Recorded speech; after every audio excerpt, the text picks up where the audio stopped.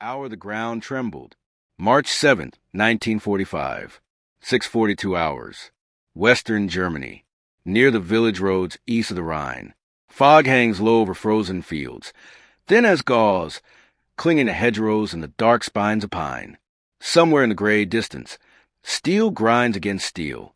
A Maybach engine coughs, then catches. Another follows. Then another. The sound rolls forward in waves, heavy, deliberate, unstoppable. A column begins to move. King Tigers. Panzerkampfwagen 6 Ost. B. 70 tons of armor and arrogance. Their long 8.8 centimeters KWK, 43 guns cutting the mist like spears. Tracks chew into thawing mud. Exhaust fumes hang thick, sharp with oil and unburnt fuel. Crews sit cramped inside, breath visible, gloved hands steady on controls. No one speaks. Orders have already been given. This is supposed to be the counterstroke. At the head of the column, a Hauptmann scans a road through binoculars, jaw clenched. He knows the Reich is bleeding. He also knows what these tanks are meant to do. Stop anything. Kill everything. The Tiger II was built for moments like this, when the war comes down to raw force and will. The first Allied artillery round lands far off to the west. Dull, distant, not aimed at them. Yet, the tanks roll on. To the men inside, the world is vibration and noise. Engine roar, track clatter, the constant metallic hum of a machine pushed to its limits. Fuel gauges dip lower than they should. Ammunition racks are full. Morale is controlled. Nobody says victory anymore. They say delay. Hold. Buy time. Above the fog, unseen, engine scream. At 6:49, the lead Tiger halts suddenly. A hand signal snaps down the line. Brakes hiss. Steel giants freeze in place. Noses angled slightly as the road narrows ahead. A crossroads. A patch of woods. Too quiet. The Hauptmann feels it before he understands it. That pressure in the chest. That sense of being watched. Then the sky opens. Rocket fire tears into the column from the east, sharp, screaming impacts that slam into the road and throw earth into the air. A Typhoon's rockets miss the lead tank by meters, but the blast lifts it, shutters the suspension. Another strike detonates behind the third vehicle, flipping a fuel truck like a toy. Shouts crackle over the radio. Confusion. Orders overlap. Anti-aircraft MGs swing upward, spitting tracers blindly into cloud cover. You can hear it now. The sound German tankers had learned to fear more than artillery. The rising howl of fighter bombers diving out of the sun. At 6:52, a Tiger II on the left flank takes a direct hit. Not through the armor, but through the engine deck. Fire blooms instantly. Black smoke claws into the sky. The crew bails out, silhouettes running through flame and dust, some of them burning. The road is blocked. More Typhoons scream in. Rockets. Cannon fire. The ground erupts. Tracks are shattered. Radios go dead. Engines stall. Orders cannot move faster than the explosions. And then something worse happens. The fog lifts just enough. Ahead of the crossroads, American artillery opens up with precision that feels surgical. Air and ground, perfectly timed. The column is trapped, pinned in a killing zone that had been prepared long before the first Tiger ever moved. By 7 o'clock hours, less than 20 minutes after the first engine turned over, the road is a graveyard of steel. Some tanks burn. Some sit intact but silent, crews gone. Others never fire a shot at all. And this is only the beginning. The trap revealed. The radios die first. Inside the remaining Tiger IIs, headsets hiss with static where voices should be. Antennae whip uselessly as crews slam fists against cracked Bakelite receivers. The battlefield has gone mute, except for screams of engines and the thunder from above. 7:03 hours. The American artillery tightens its pattern. Shells walk methodically along the road, bracketing the column with terrifying discipline. Not random fire. Range fire. Each explosion lands closer than the last, forcing the tanks to halt or bunch together. Exactly what they were never meant to do. The King Tiger is a predator, but only when it can maneuver. Stationary, it becomes a target. A lieutenant in the fourth vehicle tries to reverse. The transmission screams. 70 tons of armor sink deeper into the soft shoulder. Track spin, mud sprays. The engine overheats in seconds. Warning lights flare red. He knows what comes next. Rouse! Rouse! The crew bails as another typhoon dives, cannons hammering the rear deck. The tank survives, but it is finished. Immobile. Abandoned. Above, the Allied pilots see everything.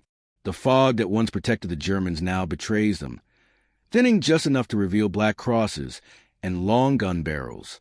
Forward air controllers embedded with American units radio calmly, correcting strikes by meters. Smoke shells mark targets.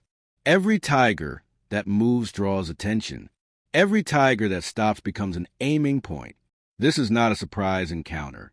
It is a prepared execution. The German High Command had believed secrecy would protect them, that moving at dawn, under cloud cover, along secondary roads would hide the concentration of armor. But Allied reconnaissance had already mapped these routes days earlier. Aerial photographs, intercepted radio traffic, reports from resistance fighters. The column's path had been predicted almost to the minute. At 7:11, a second wave hits. 47 Thunderbolts roaring low, their heavy frames shrugging off flak as they rake the road with .50 caliber fire. Infantry vehicles erupt. Fuel trucks explode in towering fireballs that suck the air from the lungs of nearby crews. Shock waves slam into tank hulls, rattling teeth, snapping optics loose. Inside one Tiger II, a gunner waits for a target that never appears. The main gun remains silent. There is nothing to shoot at. The enemy is everywhere and nowhere, above the clouds, beyond the tree line, hidden behind ridges zeroed in by artillery tables. This is the new war, and the Tigers were built for the old one. By now, commanders understand the truth spreading through the ranks like cold water. There will be no breakthrough, no heroic counterattack. Survival is the only objective left. Orders come down the line. Not shouted, not broadcast, but passed mouth to mouth as men run between vehicles under fire. Abandon disabled tanks.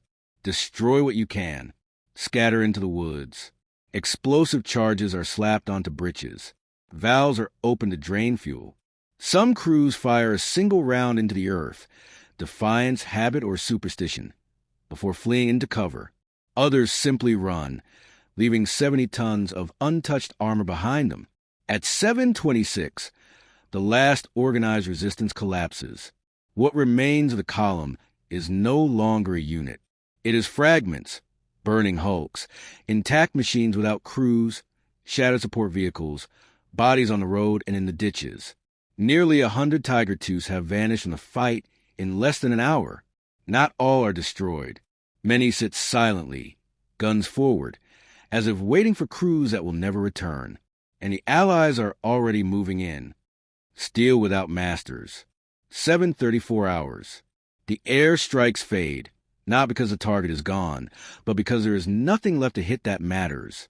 Smoke rolls across the road in thick, oily curtains. Flames lick at engine decks. Ammunition cooks off inside shattered vehicles with sharp, echoing cracks.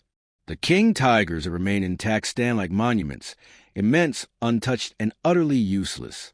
From the tree line, American infantry begins to move. They advance cautiously, rifles up, boots sinking into churned earth. Men of seasoned divisions, faces hard, movements practiced. They have learned not to trust stillness. A silent German tank can become deadly again in seconds if a crew crawls back inside. They fan out, flanking the road, signaling to each other with clipped hand motions.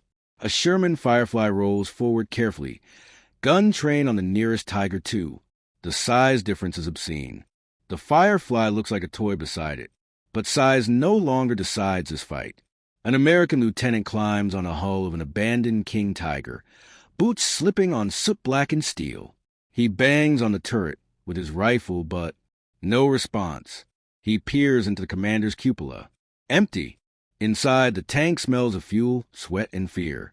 Personal items lie scattered, gloves, ration tins, a folded photograph. The machine is flawless. The engine is intact. The gun is loaded. The armor bears no scars. And yet it has been defeated. Elsewhere along the road, engineers move quickly, already placing charges. Orders are clear. Deny the enemy anything they might reclaim. But some officers hesitate. These tanks are trophies, proof of what air power and planning have achieved. Some will be studied, towed away, shipped back across the Atlantic. Others are simply blown apart where they stand. By mid-morning, German survivors gather in the woods east of the road. Small groups, individuals. A Feldwebel counts heads and stops halfway through. Too many missing.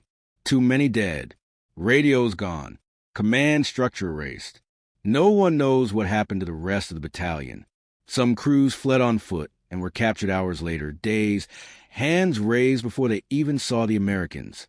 Others vanished into villages, stripped uniforms, hid among civilians. A few reached German lines days later, carrying stories no one wanted to hear. Stories of tanks lost without battle. Stories of a weapon rendered meaningless. Back at Allied command posts, the reports come in fast and almost disbelieving. Entire heavy tank formations neutralized. Minimal Allied casualties. No prolonged engagement. The success is attributed not to luck, but to doctrine. Combined arms perfected under fire. Air superiority. Intelligence dominance. Deception. The Germans have been maneuvered into moving exactly when and where the Allies wanted them. Dummy formations elsewhere. False radio traffic. Feints that pulled reserves away. When the King Tigers rolled, they rolled into a net already drawn tight. For the German war effort, the loss is catastrophic. The Tiger II is not just a tank. It is time, resources, factories, skilled labor, fuel, everything Germany can no longer afford. Each abandoned hull is a symbol of industrial collapse as much as tactical defeat. By afternoon, the road is cleared enough for Allied columns to pass through. Trucks and tanks drive past the wreckage, soldiers staring up at the massive silhouettes with a mixture of awe and disbelief. Some touch the armor as they pass, as if to make sure it is real. But the greatest shock has not yet settled in, because the disappearance of these tanks will echo far beyond this road, into the final weeks of the war, into German command rooms, into decisions made in panic and desperation, and into a realization that can no longer be ignored. The illusion shatters. Berlin, days later. Maps are spread across tables scarred by cigarette burns and coffee rings. Red and blue grease pencil marks blur together, overlapping, erased and redrawn so many times they no longer mean what they once did. Officers stand in silence as the report is read again, slowly, carefully, as if repetition might change its meaning. Nearly 100 Tiger II tanks. Gone. Not destroyed in glorious combat. Not lost holding ground. Simply erased. A general removes his glasses and rubs his eyes. Someone mutters about pilot exaggeration. Another blames sabotage. A third insists the numbers must be wrong. Factories did not even produce that many in a single month. But the evidence stacks up. Unit logs, survivor counts, aerial reconnaissance photos captured by the enemy and intercepted later. The truth is unavoidable. Germany no longer controls the battlefield. What happened on that road is not an isolated failure. It is a symptom. The Tiger II was designed as a terror weapon, a steel answer to Allied armor. But it was conceived for a world where skies could be contested, where fuel flowed, where movement itself was not a death sentence. That world is gone. Across the Western Front, the pattern repeats. Any daylight movement draws aircraft. Any concentration of armor becomes a beacon. Rail yards vanish overnight. Bridges are shattered before dawn. Even forests are no longer safe. Strafed bomb, watch from above. German crews feel it every time they start an engine. You can sense it in their hesitation, in the way commanders delay orders, waiting for clouds that never come. In a quiet admission whisper between veterans, the tank is no longer king. On the Allied side, confidence hardens into inevitability. American armored columns push forward aggressively now, knowing the enemy's heavy reserves have been gutted. Infantry advances with air cover, so constant it feels permanent. Radio coordination between ground units and pilots becomes second nature. Targets marked. Strikes delivered in minutes. The road once choked with King Tigers becomes just another waypoint. In German units still holding Tiger IIs, morale fractures. Crews asked questions they never dared before. What good is armor if you cannot reach the fight? What good is a gun if you cannot fire it? Some officers ordered tanks dug in as immobile strong points, sacrificing mobility for concealment. Others dispersed vehicles in small numbers, hoping invisibility will succeed where strength failed. It does not. Fuel shortages immobilize more tanks than enemy fire ever could. Spare parts vanish. Train crews are irreplaceable. A single air strike can wipe out weeks of preparation, and the men know it. One tanker, weeks later, will describe the feeling simply: we were ghost driving machines meant for a war that had already ended. The collapse is not sudden anymore. It is accelerating. What vanished in 60 minutes was not just 100 tanks. It was a last illusion that Germany could still shape events through force of arms. From this point on, every decision is reactive, every move is late, every counterattack is born already defeated. The Allies sense it too. The end is no longer hypothetical. It is measurable, and it began, unmistakably, the moment those Tigers rolled into a trap they never understood until the sky came down on them. 60 minutes to oblivion. The road is quiet again. Days later, rain washes soot into the ditches, turning ash into black streams that cut through the mud. The hulks of Tiger II still dominate the landscape, some blown open like cracked vaults, others eerily untouched, their guns frozen mid-aim. Farmers skirt around them. Allied patrols pass without slowing. What once embodied German power has become background scenery. By now, the war has moved on. American spearheads are racing east. The Rhine has been crossed. Bridges fall, then are rebuilt almost overnight. The tempo is relentless. German resistance still exists, fierce in places, but it no longer controls time or space. It reacts. It bleeds. It breaks. In scattered German units, the loss of the Tiger battalions is spoken of quietly, if at all. Official reports soften the language. Operational losses. Enemy air activity. No one writes what everyone knows. The battlefield has evolved faster than Germany could follow. The Tiger II was never meant to hide. It was meant to dominate. But domination requires freedom. Freedom to move, to concentrate, to surprise.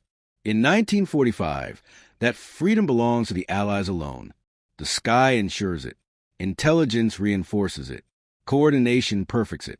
What happened in those 60 minutes becomes doctrine in retrospect. Military academies will study it not as a tank battle, but as a lesson in modern war. How the strongest weapon fails when isolated from the system that supports it. Air without armor is vulnerable. Armor without air is doomed.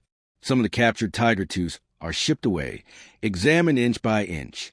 Engineers marvel at the thickness of the armor, the precision of the gun.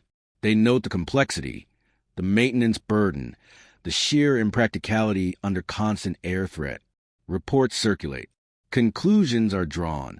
Bigger is not better. Smarter is. For the men who were there, the memory is simpler and heavier. They remember the sound first. The scream of diving aircraft. The concussions that rattle bones. The feeling of sitting inside something invincible and realizing, too late, that it was a coffin if you stayed. They remember running. Not retreating. Running past machines that should have protected them. Running into woods that offered no safety. Running because survival had replaced duty in the span of minutes. And they remember the silence afterward. That moment when the firing stopped and the road lay empty except for smoke and steel. In less than an hour, 100 King Tigers had vanished. Not erased by superior armor, but by superior vision. By an enemy who understood that the battlefield was no longer measured in meters of steel, but in coordination, timing, and control of the air. The Third Reich would collapse weeks later. But its fate was already sealed on roads like this one, where power stood still, waiting to be used, and was destroyed without ever truly fighting. Because the most dangerous weapon is not the biggest gun. It is the one you never see coming.